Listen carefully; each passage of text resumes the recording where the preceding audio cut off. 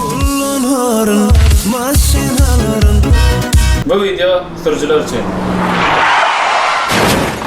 Assalamu alaykum mehriban sürücüler, hormatly ildeşler. Sizi Saparmura Türkmenbaşı etrafına, o hizmet önümçilik karhanasynyň çatyrgynyna, ýoluň demirgalyk tarapyna yerleşýän täze asylan Alfa Motor Oil awtoşaýlar dukanymyza çagyrýar.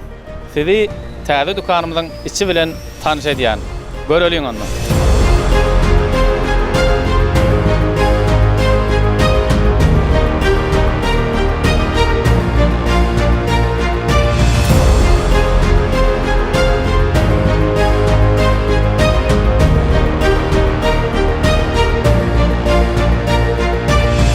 Ine mehriban tomaşaçylar, dukanymyzyň içi, biziň dukanymyzda daşary ýurtdan getirilen ýokary hilli, kepillikli enzamlar, önümler galyp etsede, öz ýurdumyzda öndürilen hem ýokary hilli enzamlar bilen sizi tanyş edýän.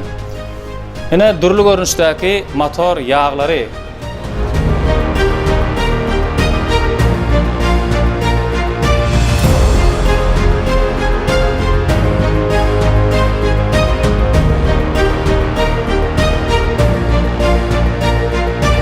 Ine mehriban tomaşaçylar, ondan başga da biziň dukanymyzda turly görünüşdäki kolonkalar, signallar, çıralar, majigar görünüşleri, ine tekerin kalpak görünüşleri, bir näçe bedegler, arasaçylyk enzamlary, ulaga gerek bir zadyň bar bolsa, ine şu dukandan tapylýar. Ine hatda suw takýasaň, suw bar eken. Jeyhuna hay suwdan alaýyn. Şeýle birini.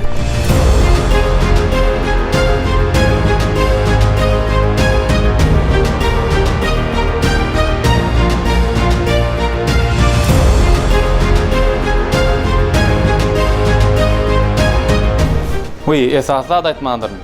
Haritler has el yeterli bahadan